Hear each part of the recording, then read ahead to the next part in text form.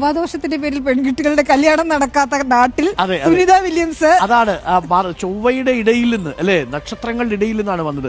ഈ രാഹുകാലം ഒക്കെ നോക്കിയല്ല ആണോ അവർ പുറപ്പെട്ടതെന്നൊക്കെ ചില ആളുകൾക്ക് സംശയം ഉണ്ടാവും. ഇന്നലെ രാവിലെയൊക്കെ ചില ആളുകൾ നോക്കും 3:27 നല്ല ഗൃഹപ്രവേശനത്തിലുള്ള സമയമാണോ എന്ന് നോക്കുന്നുണ്ടാവും. ഇതൊക്കെ വെറും സാങ്കല്പികമായിട്ടുള്ള കാര്യങ്ങൾ, മനുഷ്യന് ആശ്വാസം കൊടുക്കുന്ന ചില കാര്യങ്ങളായിരിക്കും. പക്ഷേ എങ്കിൽ പോലും ശാസ്ത്രലോകത്തിന്റെ വളർച്ച നമ്മൾ കണ്ട് ആസ്വദിക്കണം.